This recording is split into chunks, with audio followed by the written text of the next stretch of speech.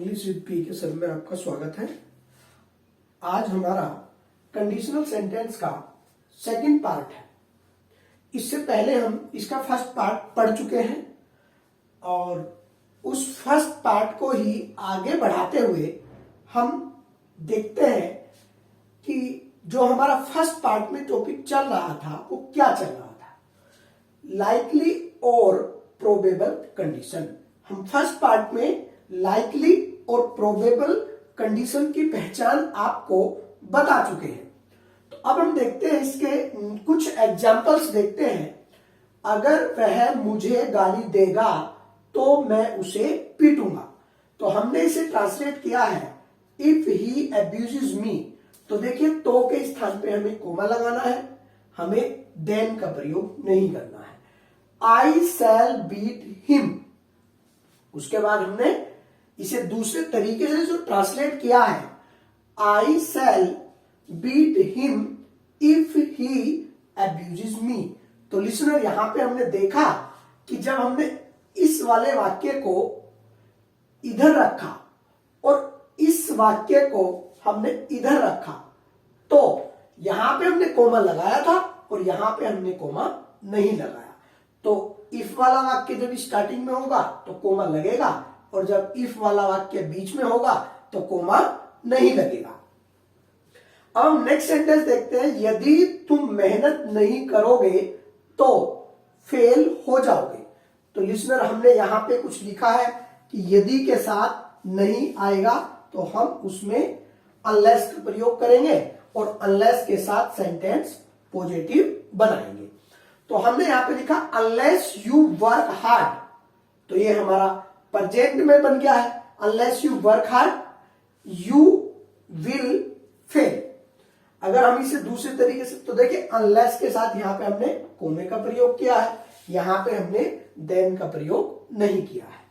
उसके बाद इसे हम दूसरे तरीके से, जैसे हमने यहां पे बताया था कि इफ को अगर हम यहां पे लेकर आएंगे तो कोई भी कोमा नहीं लगाएंगे, उसी प्रकार से अगर हम इसे अनलेस को यहां पर लेकर आ जाए, अर्थात पहले वाले को इधर और इधर वाले को इधर, तो हमें बीच में कोमा लगाने की आवश्यकता नहीं है।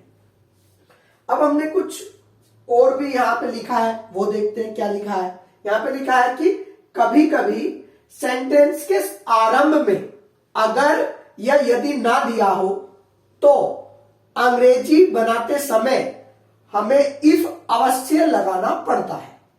तो ध्यान रखें, अगर सेंटेंस में कंडीशनल सेंटेंस के शुरुआत में अगर या यदि नहीं दिया है, लेकिन जब आप उसे इंग्लिश में ट्रांसलेट करोगे तो हमें अपने पास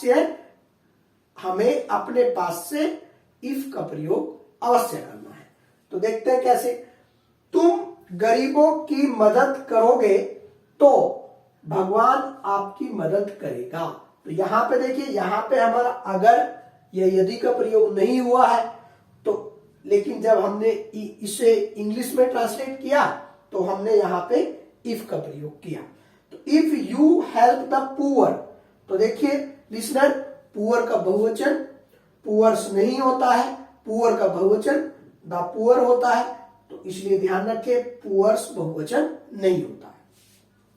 उसके बाद गॉड विल हेल्प यू।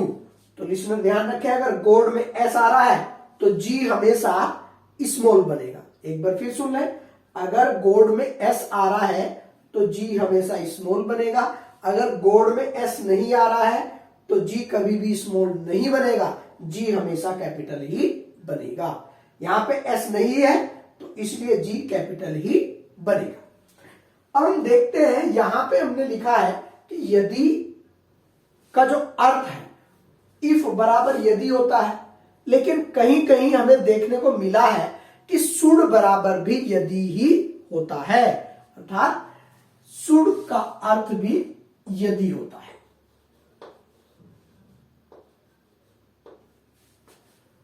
तो कभी कभी हमें जब कंपटीशन में हम होते हैं तो कंपटीशन में मॉडल्स भरवाने में आ जाते हैं, और मॉडल्स जब भरने को आते हैं तो वहां पे ऑप्शन में आपका शुड दिया होता है, मस्ट दिया होता है और ought to दिया होता है।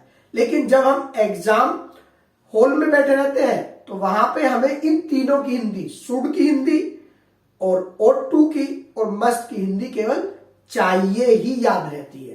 तो इसीलिए शुड की हिंदी कहीं कहीं पे यदि भी होती है।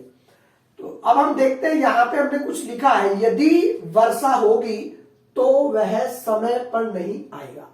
तो हमने थोड़ा सा यहाँ पे सिंथेसिस का थोड़ा रूल डाल दिया है, लेकिन कोई बात नहीं, ये थोड़ी एक्स्ट्रा हमारे नॉलेज है, वो हम देख लेते हैं क्या है। उसने कहा कि यदि वाला वाक्य है, यदि के बाद जो भी वाक्य होगा वो आश्रित उपवाक्य होगा। अर्थात यदि के बाद वाला वाक्य आश्रित उपवाक्य होगा और तो या तब के बाद वाला वाक्य प्रधान उपवाक्य होगा। अगर हम कहें आश्रित वाक्यों को हम सबऑर्डिनेट क्लॉज बोलते हैं और प्रधान उपवाक्य को हम प्रिंसिपल क्लॉज बोलते हैं। इनमें से हम किसी भी वाक्य को कह सकते हैं कि जैसे ये हमारा अगर या यदि आ गया है, वह मुझे गाली देगा, ये हमारा आश्रित उपवाक्य है। यहां तक आश्रित उपवाक्य को हम सबऑर्डिनेट क्लॉज बोलते हैं। और मैं उसे पीटूंगा, ये हमारी प्रिंसिपल क्लॉज है या प्रधान उपवाक्य है। तो अब हम देख लेते हैं इसे हमने कैसे ट्रांसलेट किया है। इस सेंटेंस को हमने 4 तरह से ट्रांसलेट किया है। तो आपको चारों तरीके से ये सेंटेंस ट्रांसलेट करना सीखना है लिसनर। तो हमने देखा, पहले जो हमने किया है, इफ इट रेन्स, तो देखिए हमारा प्रेजेंट इंडेफिनिट आया है, उसके बाद comma, he will not come in time. फिर हमने दूसरे तरीके से क्या किया है, हमने जो पीछे वाला वाक्य था उसको हम आगे लेके आए, ही will not come in time.